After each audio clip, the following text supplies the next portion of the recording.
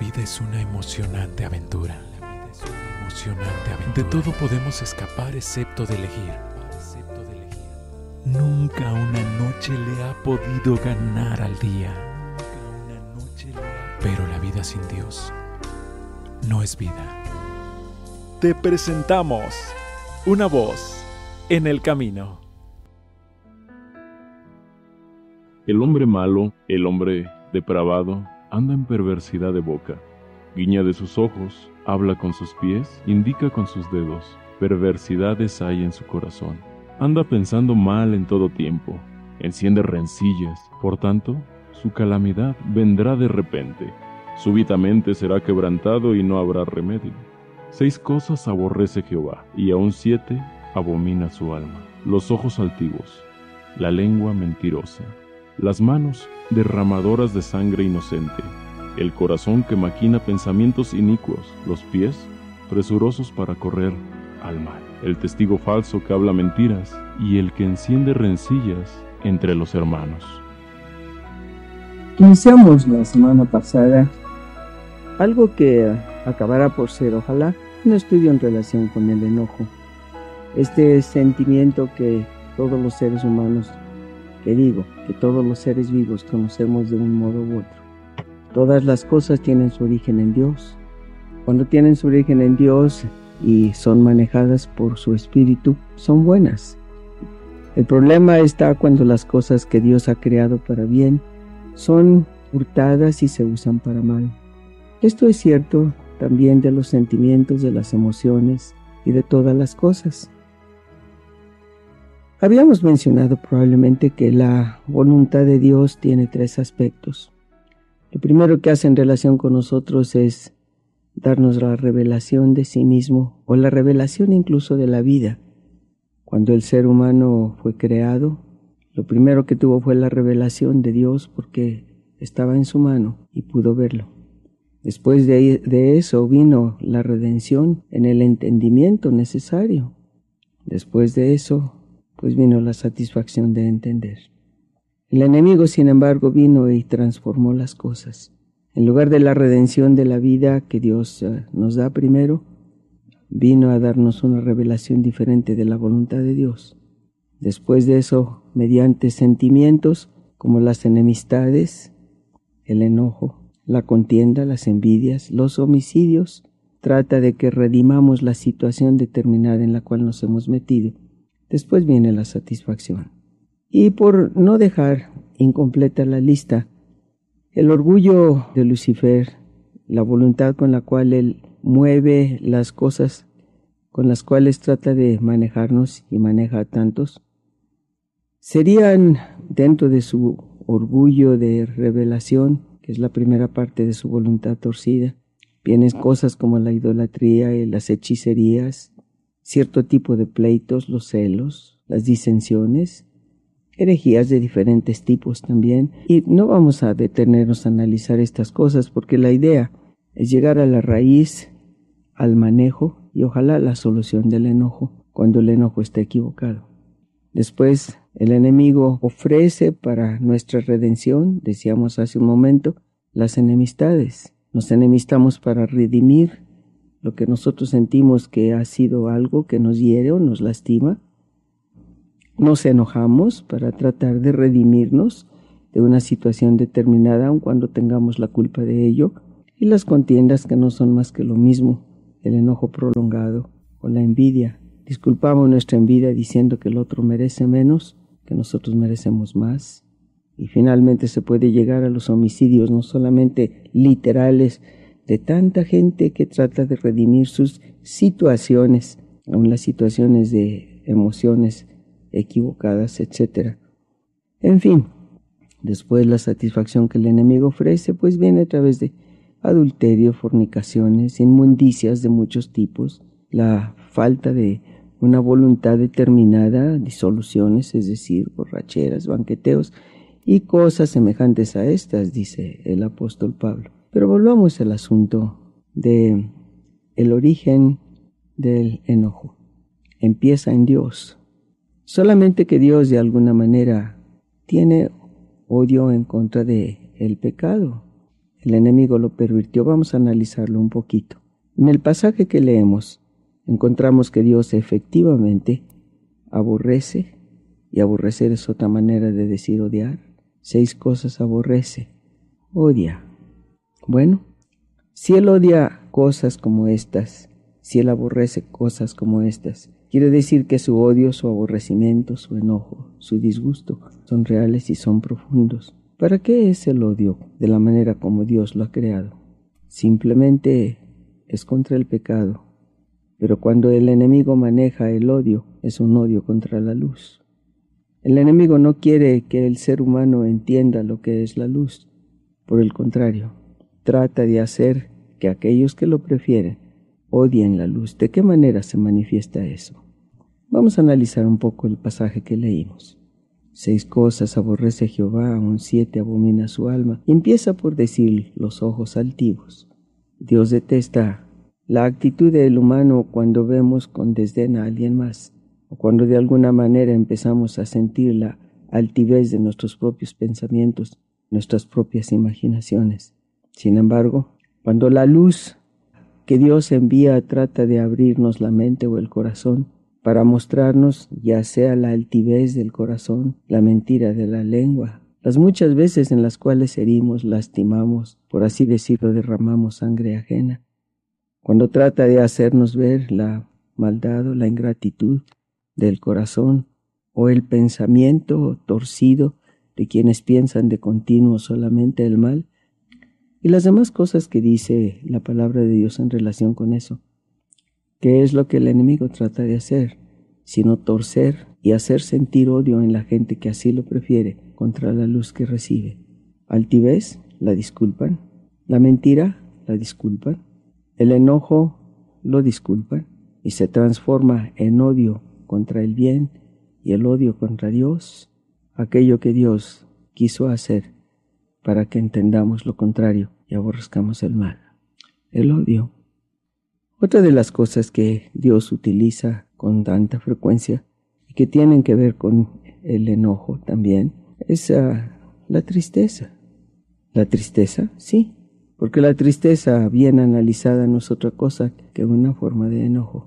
Cuando no podemos hacer otra cosa, cuando no encontramos la manera de sacar a flote lo que sentimos, viene entonces la tristeza, el luto interno por alguna situación determinada. ¿Qué sucede cuando esto lo maneja Dios? Simplemente cuando Dios maneja nuestra tristeza es porque sentimos arrepentimiento por algo que no está bien. Cuando nos damos cuenta de que lo que hicimos o dijimos ha lastimado o ha hecho daño. Y la tristeza que viene de Dios es buena, porque nos hace reconocer lo equivocado y nos hace buscarlo. La tristeza que viene de Dios produce vida. La tristeza que viene de Dios intenta hacernos reconocer la equivocación para poder corregirla. Pero cuando el enemigo viene a torcer nuestra tristeza, se convierte en una cosa diferente. No solamente hace daño, pero nos destruye. Está bien, el enojo, cuando está manejado por el Espíritu de Dios, es el sentimiento que nos ayuda a hacernos una pregunta honesta. ¿Cómo me ve Dios? Siento esta cosa interna, pero el enojo es contra aquellas cosas que hacemos mal, decimos mal, pensamos mal. La Escritura dice en alguna otra parte, airaos y no pequéis. El hablar de esto no está diciendo que haya que airarse en contra de nada o nadie, no realmente, excepto el mal mismo. Cuando lo reconocemos a nosotros no se trata de autocastigarnos o autoflagelarnos, sino simplemente enfocar este sentimiento de rechazo hacia las cosas que nos dañan y que nos hacen dañar. El enojo viene de Dios, pero el enojo que viene de Dios tiene que ser siempre contra aquello que nos hace daño. Por ejemplo, el enojo del Señor Jesús en contra de aquellos que ensuciaban el templo de Dios. Los echó fuera. No era un enojo de ira destructiva. Era simplemente aquello que trata de empujar hacia el autoconocimiento y el reconocimiento de lo que somos o de lo que hacemos mal. ¿Cómo me ve Dios? ¿Qué es lo que ve en mí? Pero cuando el enojo está manejado por el enemigo, es un enojo que trata de destruir, de aniquilar, de ensuciar. Por ejemplo, llega a tal grado que hay ceguera en ello. Cuando los egipcios venían tratando de alcanzar a Israel, cuando primero los dejaron salir lastimados por la muerte de los primogénitos, y luego decidieron que era preferible regresarlos y vengar en ellos el dolor que sentían, llegaron los hebreos a la orilla del mar, y todo el mundo conoce lo que ocurrió. Dios le dijo a Moisés que levantara su vara, que con la vara abriera las aguas que en realidad se abrieron por la palabra, por el aliento de Dios. Las aguas se congelaron, dicen Salmos. El pueblo pudo pasar. Increíble, como 120 millas en una sola noche, más de 500,000 de gente.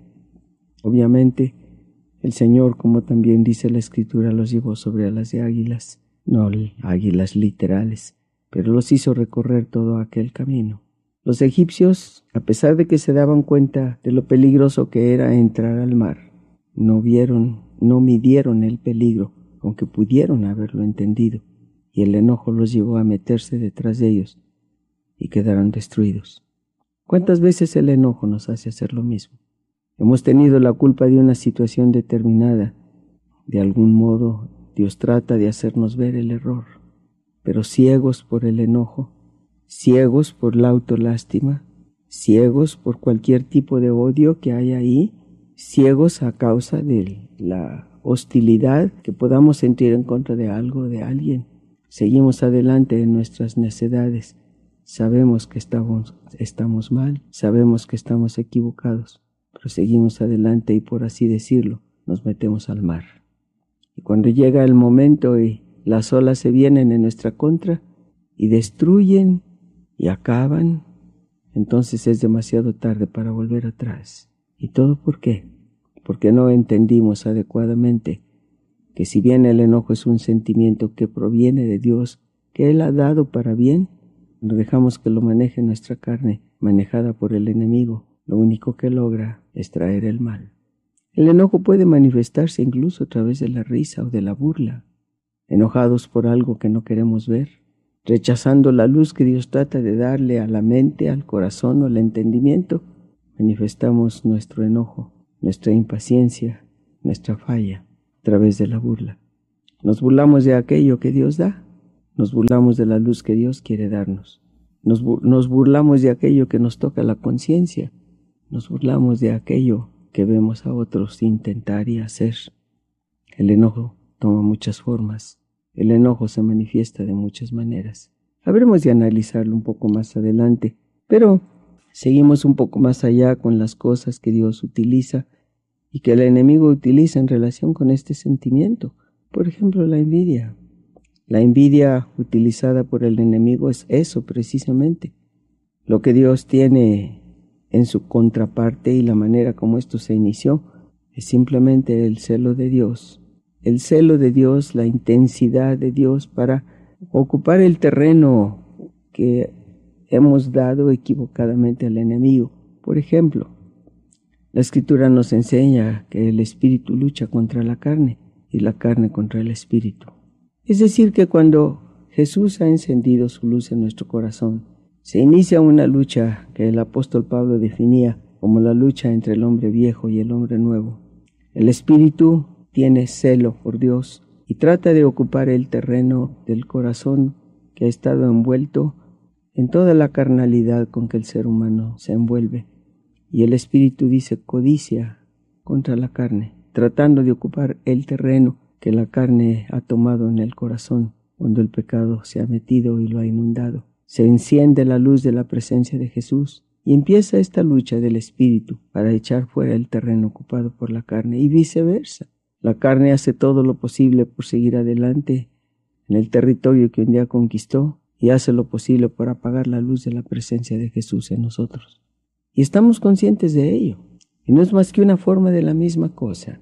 Por una parte, Dios, usando esta forma de, llamémosle enojo, contra el mal que nos devora, que nos acaba, que nos destruye. Y por otra parte, el enojo del enemigo en contra del Espíritu de Dios, tratando de tomar el terreno, ocuparlo y seguir en su tarea de destrucción continua. Dios quiere darnos su amor, su luz, su vida, todo lo que viene de Él. El enemigo trata de darnos exactamente lo contrario. en lugar de amor, pues el egoísmo que nos mueve cuando es únicamente esto que se llama por ahí amor propio, bien dicho en un sentido, solo que equivocado. El verdadero amor no busca lo suyo, no se irrita, no piensa el mal. Sí, el ser humano debe mantener su dignidad, no estoy diciendo lo contrario, pero la dignidad es una cosa que va por encima y más allá incluso de las emociones. La dignidad es una cosa que se levanta por encima del enojo. Dios intenta darnos luz, porque la luz nos hace ver la realidad de lo que hay por dentro, también de lo que hay fuera. Pero el enemigo trata de mantenernos en tinieblas, simplemente produciendo un tipo de sordera. Y si nos ponemos a analizar un momento, la sordera siempre es voluntaria. Tratamos de cerrar los oídos para no escuchar, los oídos internos. Podemos hacerlo a través de un ruido interno, ruido mental, reír, hablar, dejar que sentimientos encontrados vengan para luchar en contra de la luz que quiere Dios poner en nuestra mente o en nuestro corazón. Rehusarnos a analizar, rehusarnos a escuchar, rehusarnos a sentir. Cuánta ignorancia escogemos únicamente porque hay dentro de nosotros un enojo que no queremos distinguir. Y por supuesto, cuántas veces por esta razón se produce la muerte de tanto que debiera vivir. Defendemos nuestra propia imagen a costa de lo que sea. ¿Por qué no recordar que después de todo, la única imagen que da vida y da luz se llama Jesús? Él prometió, lo decimos siempre, el que a mí viene, no lo echo fuera. Y Él transforma nuestras tinieblas en luz. Él transforma nuestra tristeza en gozo. Él transforma nuestra muerte en vida. Él transforma nuestra lucha en paz.